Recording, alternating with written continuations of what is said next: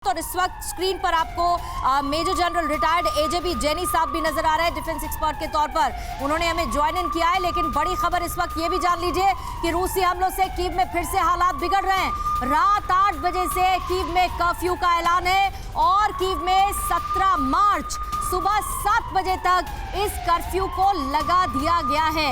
यानी बड़े खतरे की आहट को महसूस कर रहा है यूक्रेन कीव को लेकर, और इसीलिए ये बड़ा फैसला। युद्ध के बीच कीव में तैयार होगी नई रणनीति आज, क्योंकि 3 देशों के प्रधानमंत्री, उनके प्रमुख पहुंच रहे कीव, जैसे कि पोलैंड, चेक रिपब्लिक और स्लोवेनिया।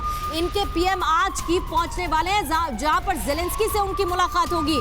3 देशों के प्रमुख जेलेंस्की से मुलाकात करेंगे। ईयू देशों का समर्थन जताने के लिए प्रधानमंत्रियों का यह दौरा है और ये बताने के लिए कि यूरोपियन यूनियन साथ खड़ा हुआ है यूक्रेन के जेलेंस्की के हर तरह से साथ देने की कोशिश के संकेत देगा। प्रधानमंत्रियों का यह दौरा, 3 देशों के प्रमुख मौजूद होंगे आज कीव में, जहां जेलेंस्की से उनकी मुलाकात होनी है। ईयू अपना समर्थन लगातार जताता रहा है और उसी बीच में ये मुलाकात, अभिषेक, एक तरफ जहां खरसोन को लेकर स्ट्रेटेजिक इंपॉर्टेंस की बात, उसी बीच में 3 देशों के प्रमुख की मौजूदगी, ईयू समर्थन देगा, ये तो संकेत है ही, और इसे और ज्यादा स्ट्रांगली पोजीशन करेगा। इसके अलावा इस मुलाकात के क्या मायने निकाले जा सकते हैं?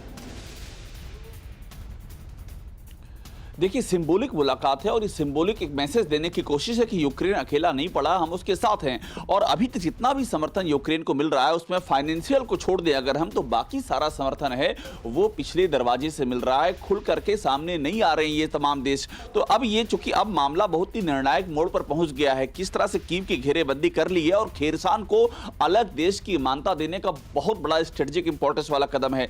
तो ऐसे में ये कोशिश है इनकी दिखाने की कि जेलेंस्की के हम साथ खड़े हैं, हम यूक्रेन के साथ है। और जेलेंस्की ने चूंकि छोड़ा नहीं है अभी तक यूक्रेन, उनको अमेरिका की ओर से ऑफर है कि उनको सेफ एग्जिट रूट दे दिया जाएगा, फिर भी वो जा नहीं रहे हैं, वो वहीं रुके हुए हैं। तो ये कोशिश है कि लड़ाई लंबी खींचे।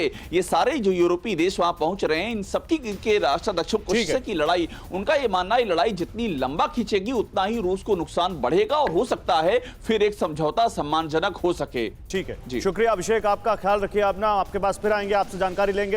परवाह देश की, सोमवार से शुक्रवार रात 10 बजे TV9 भारतवर्ष पर।